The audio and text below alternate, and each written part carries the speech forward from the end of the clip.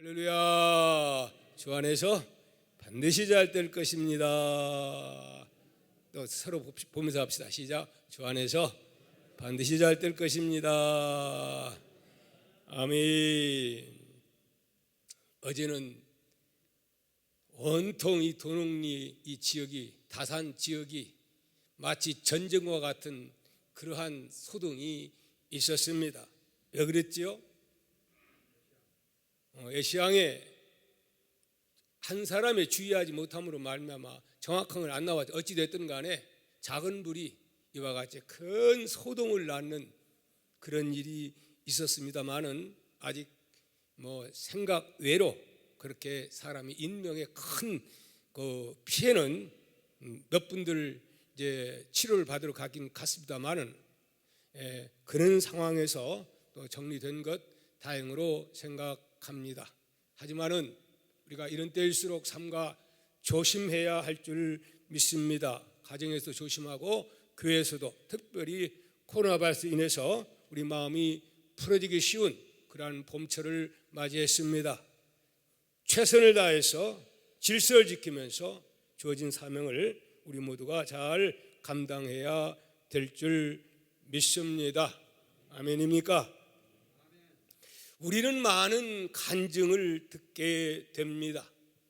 그 많은 간증 가운데 참으로 간증 중에 간증은 어떤 간증이 참으로 좋은 간증이라고 생각이 됩니까? 바로 그 간증은 나 같은 죄인이 예수님을 믿고 하나님의 아들과 딸이 되었다고 하는 이 사실이야말로 최고의 간증 가운데 간증인 줄 믿습니다. 이 간증이 어떻게 보면 평범한 것 같지만 평범한 간증이 아니라 정말 놀라운 간증임을 우리 모두가 깨닫기를 주의 이름으로 축복합니다. 왜 그렇게 내가 예수 믿고 하나님의 아들, 딸이 된 것이 그처럼 놀라운 간증이냐? 모든 그리스도인들이 해야 하는 간증이기 때문에 그렇습니다. 이 말은 1000번, 10,000번 해도 전혀 타인에게 피해주는 간증이 아니고 정말 하나님이 기뻐하는 그러한 간증이기 때문에 그렇습니다. 이보다 더 놀랍고 극적인 간증은 이 세상에 없음을 여러분 아시기를 바랍니다. 그리고 이 간증은 이 땅 위에서만 하는 간증이 아니라 영원한 간증이요, 하나님 나라 가서도 그 간증하며 우리가 행복해져 살게 될 줄 믿습니다. 어떤 내용이라고요? 나 같은 죄인 감히 용서 안 받아 누구의 하나님의 아들이 되고 딸이 되고, 여기서 끝나는 게 아니고 아들이 되고 딸이 되었으면 어디까지 영원한 하나님의 나라까지 연결되는 이 축복을 어떤 내가 똑똑하고 잘나서가 아니라 나 같은 죄인이 이 어마어마한 복을 받았다고 하는 이거야말로 정말 기적 가운데 가장 큰 기적인 줄 믿습니다. 그런데 안타까운 것은 이 간증처럼 진부하게 여겨지는 오늘날의 현실임을 또한 우리는 생각하게 됩니다. 왜 그렇지요? 놀라운 일이 아니기 때문인가요? 아닙니다. 정말 놀라운 일입니다. 그런데 왜 그럴까요?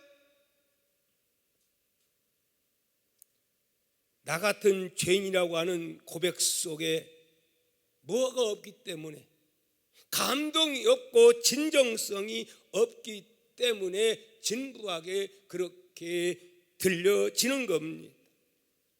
다시 말씀드렸다면 이 고백들이 진정성이 없기 때문에 그런 겁니다. 여러분, 새 모녀를 끔찍하게 살해한, 이름도 들먹거리 싫습니다만은 김태현이라는 사람 여러분 봤죠? 그가 카메라 앞에 서서 무릎을 꿇고 여기 손 놓으라고 탁 당당하게 말하더니 아주 그냥 훈련된 조교처럼 무릎을 탁 꿇더니 뭐라고 사죄를 한 줄 아십니까? 이렇게 했습니다. 숨을 쉬고 있는 것도 정말 죄책감이 많이 듭니다. 진짜 살아있다는 것도 정말 제 자신이 뻔뻔하다고 생각이 들고, 말은 참 잘하더군요. 유가족 여러분들, 저로 인해 피해 입으신 모든 분들에게 정말 사죄의 말씀을 드리고 싶습니다. 그러면서 눈물을 흘린 거 봤더니 눈물은 말똥말똥 눈동자로 왔다 갔다 하더라고요. 여러분은 그 모습 보고 어떤 생각을 해보았습니까? 저는 여러 가지로 정말 착잡하게 그지없었습니다. 왜요?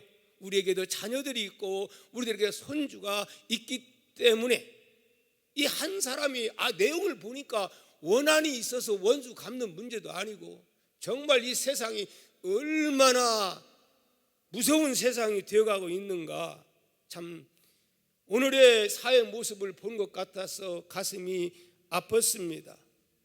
이에 대해서 범죄학 전문가 한 교수님은 글을 보고 이렇게 말했습니다. 말로는 죄송하다고 하지만 태도와 말이 일관성이 없잖아요. 마치 연기하는 느낌이었다, 이렇게 말을 했습니다. 사랑하는 성도 여러분, 오늘 우리가 나 같은 죄인이 용서함을 받았다고 하는 것은 간략하게 되어지는 그런 말이 아닙니다. 나 같은 죄인은 어떤 의미냐? 상상할 수 없는 더럽고 악하고 추한 죄인, 지옥에 갈 수밖에 없는 그러한 죄인. 그 사람 그렇게 할 때 저기서 사형시켜라 사형시켜라 그렇게 외치지 않습니까? 알고 보면 우리들도 하나님의 은혜 없었다면 그런 소리를 들을 수밖에 없는 이 죄인. 그런데 이런 죄인을 감히 누가 내 죄를 다 없애주시고 누구의 아들 딸로, 아니 창조주 하나님의 아들 딸로 우리를 삼아주시고 또 이 땅 위에서도 그 아들 딸들에게 은혜 주시고 은혜 주실 뿐만이 아니라 어디까지? 영원한 천국으로 영생의 복락을 누릴 수 있는 나 같은 죄인에게 이 복을 주었으니 얼마나 감격스러운 일입니까? 그런데 안타까운 것은 이런 감격과 은혜가 우리의 심령 속에 점점 구원받았음에도 불구하고 소멸되어가고 있는 것이 안타깝다 하는 말씀입니다. 사랑하는 동화가족 여러분, 오늘 여러분들은 다 구원받았지요? 죄인인 걸 아시지요? 여러분 아셨으면 다시 한번 하나님이 나에게 주신 그 큰 은혜를 여러분 어떻게 해야 되겠어요? 잃어버렸던 은혜를 다시 한번 찾아 감사하며 회복하는 이러한 부활의 역사가 저와 우리 동아의 모든 가족들에게 있기를 축복합니다. 아멘. 우리는 다 사형 선고받은 인물들이에요, 알고 보니까. 자, 오늘의 말씀 본문 12절 말씀을 보면은 이런 말씀이 나오고 있습니다. 사도 바울은 모든 사람이 죄를 지었기 때문이라고 이렇게 말씀을 합니다. 이 말은 좁은 면에서 보면은 유대인들을 염두에 두고 한 말씀입니다. 유대인들은 뭐가 강합니까? 선민의식이 매우 강합니다. 그렇기 때문에 자기들이 세계에서 최고 똑똑한 사람이고 최고 율법을 잘 지키는 사람들로 그렇게 착각하면서 사는 사람들, 곧 바리새인과 서기관과 율법사들이라고 우리는 누누이 말씀을 많이 들은 줄 믿습니다. 당신 죄인이야? 당신 그렇게 해가지고는 심판받아? 그들에게는 전혀 먹히지를 않습니다. 예. 그래서 예수님께서 누구를 책망 많이 했어요? 그들을 제일 많이 책망한 줄 믿습니다. 그러면은 꼭 유대인들만을 향한 그러한 말씀일까요? 아닙니다. 오늘 현대를 살아가는, 오늘 예수를 믿고 있는 나와 여러분들을 향한 메시지이기도 합니다. 아멘입니까? 나는 이 정도면 됐어. 내가 죄 지은 거 없어. 나는 깨끗해. 내 양심이 깨끗해. 아무리 큰 소리 친다고 하지만은 주님의 말씀하신 차로 우리 자신들을 재어보면 다 성적 미달이라는 사실을 우리는 알아야 될 줄 믿습니다. 이렇게 품위가 있고 내가 율법적이고 내가 도덕적이고 성인군자인데 아닙니다. 오늘 성경은 뭐라고 말합니까? 이 세상에 의인이 있다고요? 의인은 없나니 한 사람도 없다라고 말씀합니다. 그것이 문제입니다. 그것이 바리새인입니다. 왜요? 이런 사람들은 뭘 하기 좋아요? 다른 사람들을 정죄하고 판단하고 심판하고 그들이 가는 곳곳에 분열이 일어나기 때문에 그렇습니다. 예수님 이 땅에 오신 것은 우리에게 무엇을 주어 참된 평화와 기쁨을 주시기 위해서 정죄자로 오신 게 아니라 모세는 정죄하는 역할을 감당했다면 율법으로 예수님은 변호사의 역할을 감당하기 위해서 이 땅에 오신 줄 믿습니다. 여러분, 오늘 성경은 우리에게 뭐라고 말씀합니까? 12절 말씀을 우리 한번 보도록 하겠습니다. 시작. 그러므로 한 사람으로 말미암아 죄가 세상에 들어오고 죄로 말미암아 사망이 들어왔나니 이와 같이 모든 사람이 죄를 지었으므로 사망이 모든 사람에게 이르렀다, 이렇게 말씀을 하고 있습니다. 한 사람, 그 한 사람, 과연 그 한 사람은 누구를 말하는 것입니까? 우리의 인류 시조 아담과 하와를 가리켜서 하신 말씀인 줄 믿습니다. 무엇을, 어떤 죄를 지었습니까? 하나님은 2장 16절 17절에 분명히 모든 동산에 있는 모든 열매는 먹어도 된다. 그러나 꼭 먹지 말할 것이 있는데 선악을 알게 하는 나무의 열매는 먹지 말라. 분명코 하나님, 그러면 어떻게? 반드시 죽는다고 하나님이 말씀했건만은 결국은 뱀의 유혹을 받아서 덜컹 따 먹어버리고 맙니다. 사람들이 생각할 때에 아니 그까짓 그 과일 하나 따먹었다고 하는 것이 뭐가 그렇게 큰 죄냐, 이렇게 생각하기가 쉽습니다. 그렇죠? 여러분이 자녀들이 뭐 갖다 놓고 야 이거 먹지 마, 그런데 먹었다고 해서 그게 그렇게 인류의 큰 죄가 되느냐? 세상 사람들은 말도 안 된다 그러면서 이걸 받아들이지를 않습니다. 사건을 모르는 게 아니고 들어서 알긴 알지만은 우습게 생각하고 말도 안 된다고 그렇게 생각합니다. 그러나 여러분, 우리가 알아야 될 것은 그것이 예수 믿는 사람과 세상 사람들의 차이점입니다. 이 명령을 박 목사가 한 거예요. 이 우주 만물을 창조하신 창조주 만왕의 왕이 한 거예요. 만왕의 왕이 한 거예요. 근데 어떻게 뱀이 유혹합니까? 어떻게 유혹하죠? 뱀에게 이거 이제 여자한테 물어보죠. 하나님 뭐라고 하시더냐? 그럼 먹지도 말고 만지지도 말라. 그래서 그러니까 아니 그렇지 않다. 너는 어떻게 죽지 않는다. 내가 그들 따먹는 날에는 누구처럼? 이게 중요한 거예요. 지금 너도 하나님처럼 된다고 하는 것, 하나님의 왕권, 하나님의 주권, 창조주의 주권, 그걸 누가 미혹해 합니까? 이 뱀이 악한 사탄이가 그걸 미혹합니다. 왜? 이 출신이 그것 때문에 쫓겨났거든요. 그걸로 오늘날도 우리 인류를 불행하게 만드는 그 일을 사단이가 하고 있습니다. 반역죄입니다, 여러분. 어떻게 보면 간단한 것 같아도요, 역적무의에 참여한 거예요. 왜? 하나님 그러면은 자기가 하나님처럼 되면은 어떻게 되겠습니까? 반역이 한 나라에 왕이 둘이 있을 수가 있는 겁니까? 다른 건 몰라도 이런 죄는 죄 중에 가장 큰 죄가 무슨 죄요? 역적죄입니다. 이건 역적죄와 같은 거예요.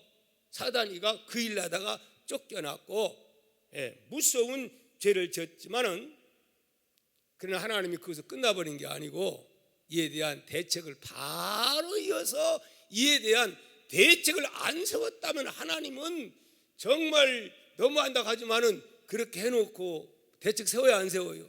옷도 지어 입혀주시고 그 다음에 4장의 4절부터 이어지는 말씀 다 거기에 하나님 만나고 또 이렇게 교제할 수 있는 길을 하나님이 다 제시해 주지 않습니까? 아멘입니까? 그러면서 하나님은 제사 제도를 통해서 진짜 제사를 완전히 성취시킬 그분이 오게 되는데 누가 온다? 바로 메시아가 오게 될 것이다. 이렇게 한 말씀이 오늘에 읽어드린 그 귀한 말씀들인 줄 믿습니다. 선악과를 따먹고 누구의 종이 됐어요? 죄의 종이 되는 거예요. 마귀의 종이 되는 거예요. 마귀의 코에 꿰버린 거예요. 죄를 지으면 마귀에게 꿰인 자가 됩니다. 여러분, 자유함이 사라지는 겁니다. 이제 고발자가 생겼습니다. 그래서 예수님은 뭐라고 말씀했느냐면 이렇게 요한복음 8장 34절에서 죄를 범한 자마다 죄의 종이라고 말씀을 하셨습니다. 그래서 우리는 사실은 큰소리 팡팡 치지만 아무리 내가 죄를 안 지으려고 해도 안 지을 수가 없다 그 말이에요. 여러분, 죄 안 지으려고 무척이나 노력하고 힘쓰고 애를 써본 분들은 그걸 좀 알게 돼요. 그러나 그런 거 없이 살아보면 그걸 잘 몰라요.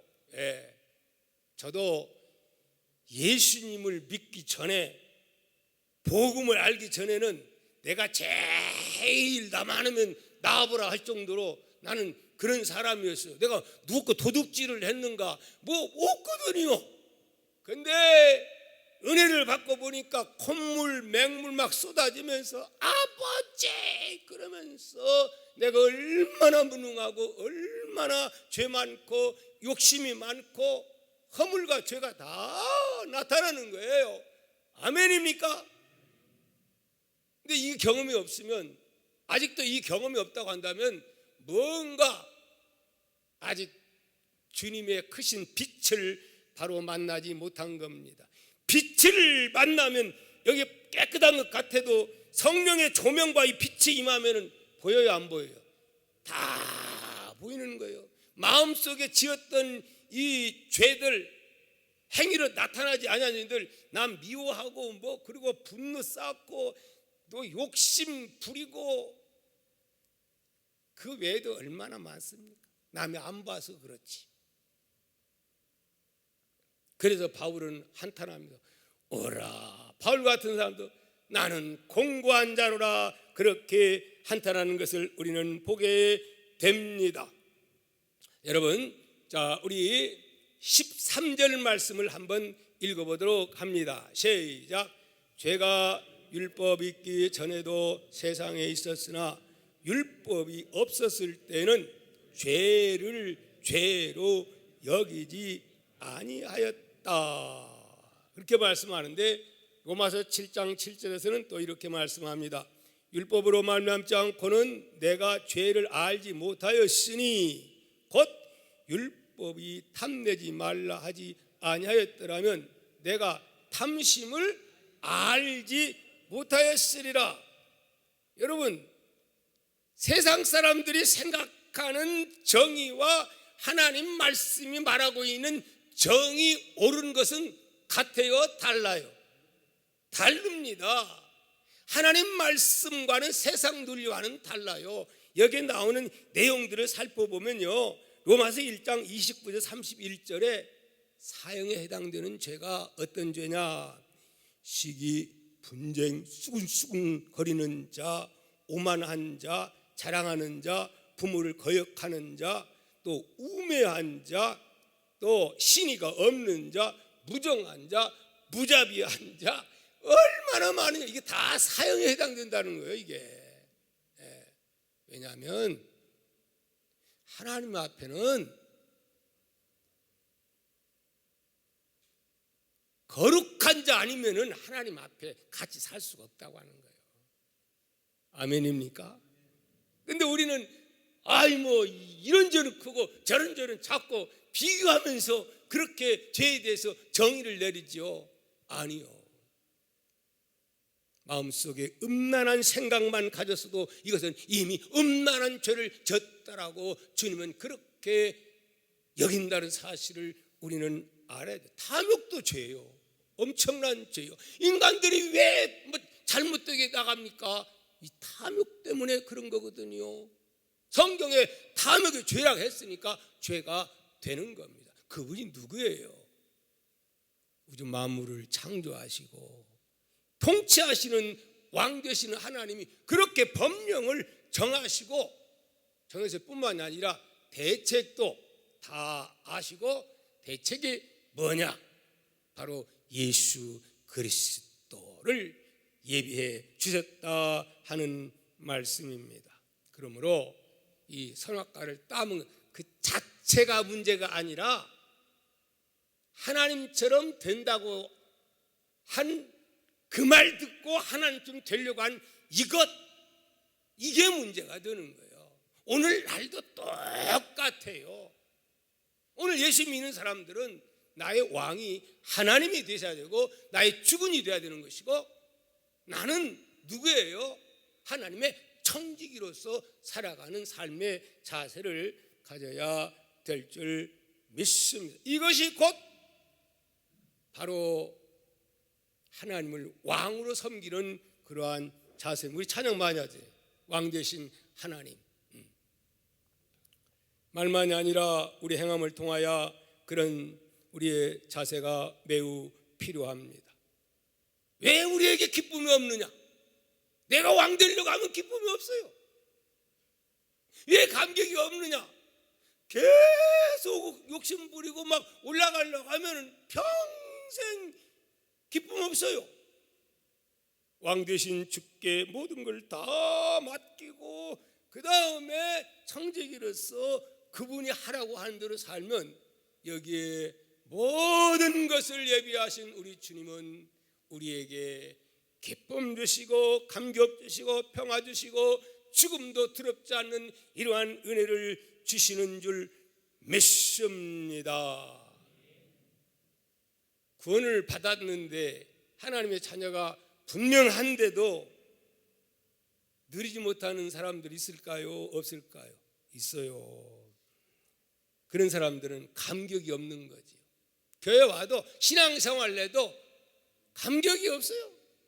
찬송을 불러도 냉랭하고 찬송 불러도 금도 기쁨이 없어요. 예?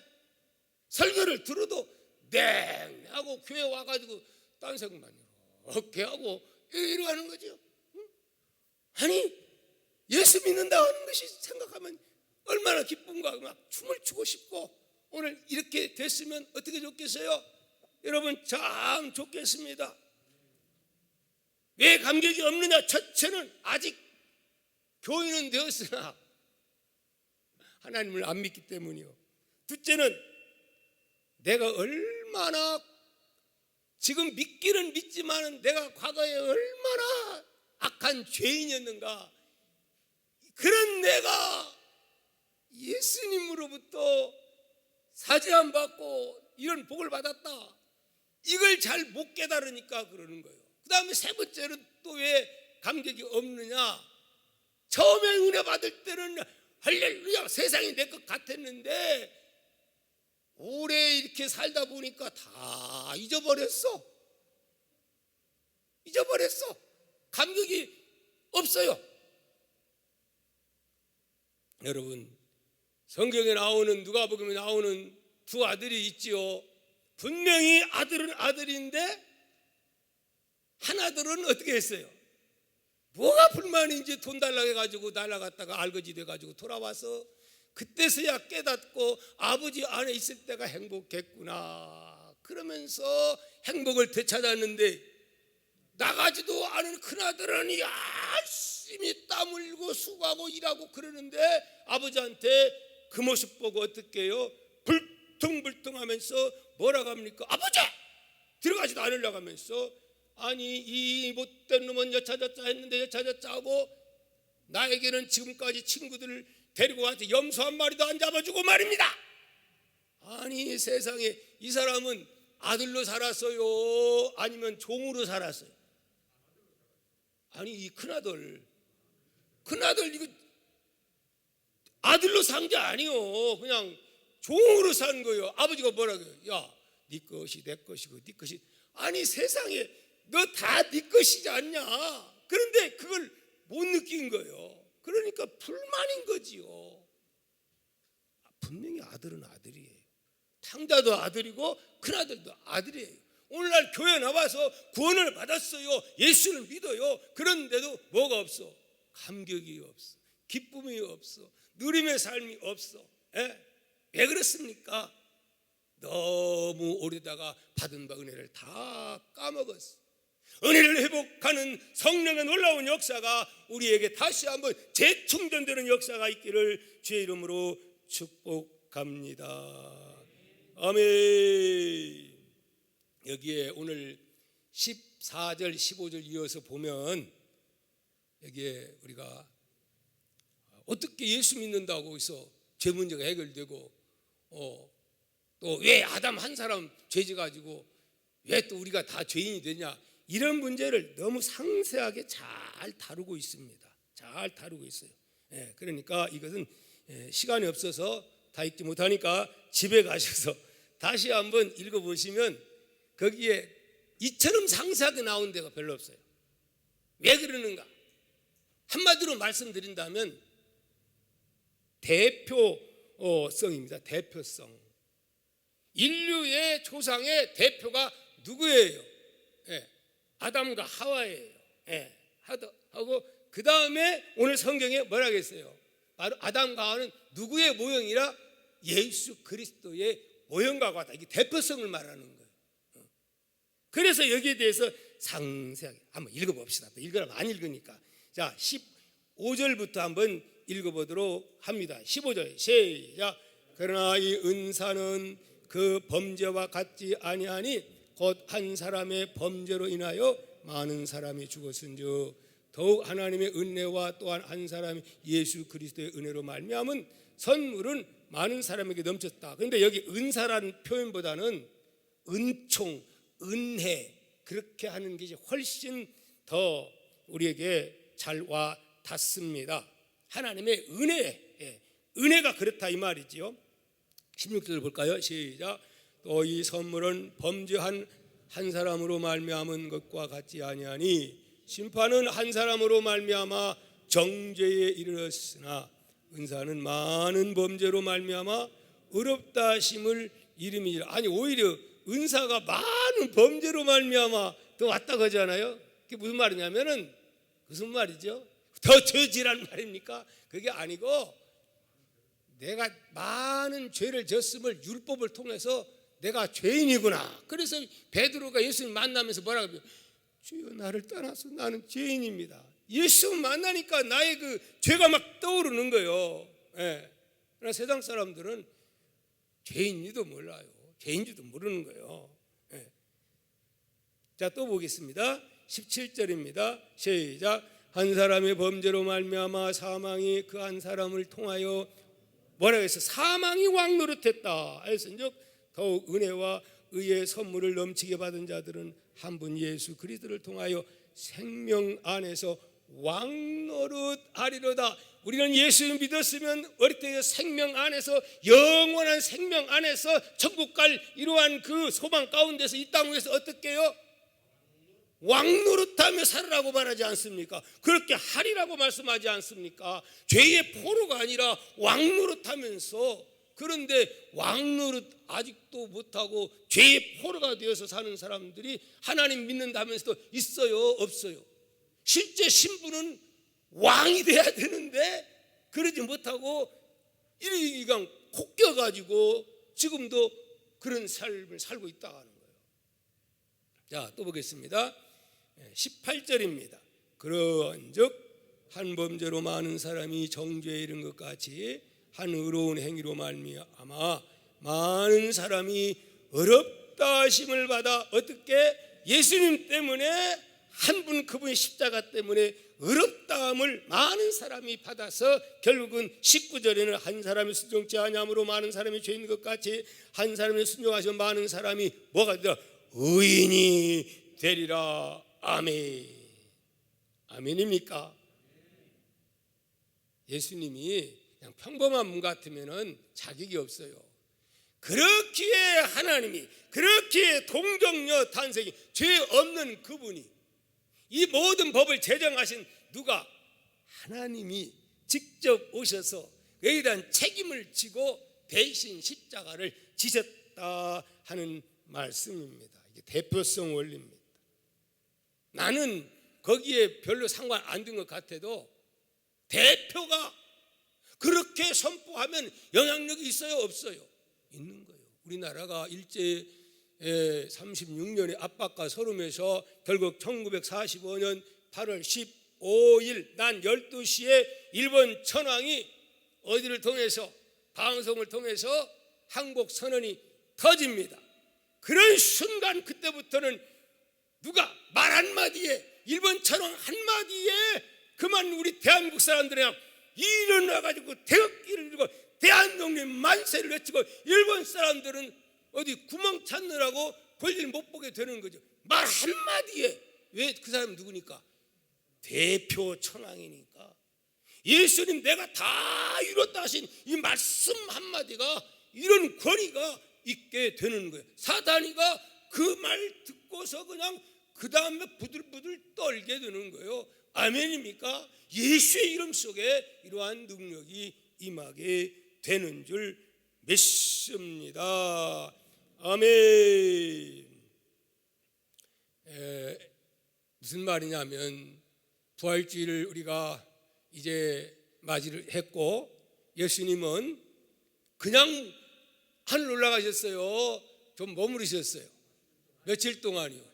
지금은 지금 머무르는 기간이요. 그냥 없어져 버리는 시간이 아니요. 지금 머무르면서 제자들에게 교훈하고 이것저것 나타나서 성경에 거기에 나타나는 것만 그러지 그 외에 얼마나 많은 기적을 행했고 또 나타나셨고 다 생략이 되는 거예요. 필요한 것만 성경에 기록이 된 것이지요. 그렇기 때문에 우리는 부활절의 기쁨이 부활절 주일만 있으면 안 되고 우리는 계속 부활신앙으로 계속 불타야 될 줄 믿습니다. 죽는 순간까지 예수 부활, 내 부활 이 믿음으로 가득 차야 됩니다. 아멘. 지난번에 우리 교회에 오셔서 말씀을 전했던 최병락 목사님 기억합니까? 지금 큰 교회 담임으로 한때 미국에서 목회를 개척교회 해서 하시다가 그리고 교회도 성장시킨 상황 가운데서 이번에 오셔서 지금 대한민국 위해서 많이 열심히 정말 큰 일을 젊은 분이 하고 계시죠. 근데 그분의 설교 가운데 이런 그 간증을 듣게 되었습니다. 이분이 아이가 둘 있는데 너무 망나니들이라는 거예요. 너무 망나니. 그래가지고 그분이 말하기를 아유 저것들 빨리빨리 커버려가지고 장가나 빨리 가버리고 우리 둘이 부부가 오붓하게 목회했으면 좋겠다. 이런 생각을 했다는 거예요. 너무 그냥 말썽을 피우니까 때로는 그럴 수도 있죠. 오늘 박예철 목사 설교 들어보니까 넷 키우느라고 막 그냥 열받았던 얘기 하는데 동감이 가긴 가더라고요. 야, 너만 그런 게 아니고 나도 셋이나 키웠고 우리 서원사님은 몇 명? 6명, 옛날 7, 8, 11명도 사실 그랬거든요. 근데 옛날하고 또 달라요. 요즘은요 진짜 시대적으로 참 어렵습니다. 어찌 됐든 간에 여기 보니까 하도 그런 상황인데 한 번은 어느 집에서 신방 요청이 들어와서 신방을 갔다는 거예요. 대굴 같은 집에 거실만 3개요. 어마어마하게 큰데 그래서 이제 예비를 들고 있는데 볼 사람이 없어가지고 애들 데리고 갔다네요. 글쎄. 그래서 예배를 인도하고 이제 애들은 2층에 가서 이제 오락 있고 하는데 거기에 가서 놀아라. 거기 장난감도 있고 있는 곳이요. 응? 큰 집이니까. 근데 이제 예배 마치고 대화하는데 갑자기 빵 하는 종소리가 나오는 거예요. 깜짝 놀라가지고 가보니까 온통 연기가 자욱한데 총을 하나는 5살짜리 하나는 4살짜리인데 4살짜리가 총을 들고 형을 향하여 빵 쏜 거예요. 그런데 다행히 자기도 모르게 그냥 총 쏘놓고서 이거 흔들려가지고 잘못 쏘가지고 20발이 그냥 막 쏟아져가지고 벽을 뚫고 다른 데까지 피해를 주는 그런 일이 일어났답니다. 그리고 하나는 새파랗게 죽어가지고 이렇게 쓰러져 있고 이래가지고. 근데 왜 그렇게 된 거냐? 미국은 총기를 항상 위험하니까 때로는 이걸 뭐라 해요? 총알까지 갖다 해놓는다네. 급할 때 장전이라고 하지요. 근데 세상에 거기는 아이들이 없는 집이라 순간 거기다가 갖다 놨는데 깜빡 잊어버린 거야. 그런데 장난감 총까지 놀다가 비슷한 총이 있으니까 그럼 가지고 형한테 형 꼼짝 마 이런 거야. 갖고 놀다가 치우고 그랬더니 야 쏴봐 그래가지고 그냥 뻥 하고 쏜 게 진짜 막 나가버린 거예요. 그래가지고 천만다행인데 그러면서 그 아들을 끌어안고 울면서 이 아들이 아빠 나 안 죽었어 그러더래요. 그러니 얼마나 감격스러워요. 그런 상황에서. 그러면서 이제 집으로 가면서 그 아들을 끌어안고서 이렇게 했다고 하는 그 말을 하더라고요. 집에서 도착해서 아들을 끌어안았습니다. 그리고 고백했습니다. 영광아 살아줘서 고맙다. 그 순간 그때까지 가졌던 아들에 대한 모든 기대가 저의 욕심이었음을 깨달았습니다. 그냥 아이의 존재 자체가 큰 감사라는 사실을 알게 되었습니다. 그날 아내는 은행에 있는 전 재산 100만 원을 찾아와 감사 헌금을 봉투에 넣고 이렇게 썼습니다. 하나님, 하연이와 영광이가 살아있는 것만으로 감사합니다. 그러면 충분합니다 라고 감사를 했다고 합니다. 아멘. 무슨 말씀을 드리고 싶느냐 하면은 오늘 우리는 하나님이 주신 은혜를 다 망각해버리는 거예요. 은혜를 쏟아버리는 거예요. 성령 충만했던 그러한 사람들이 다 식어가지고 이제는 어떻게 해요? 이제 그냥 심지가 꺼질 듯 말듯. 구원은 받았으나 예수 믿으면서 기쁨이 없는 삶, 이러면 안 된다 이 말입니다.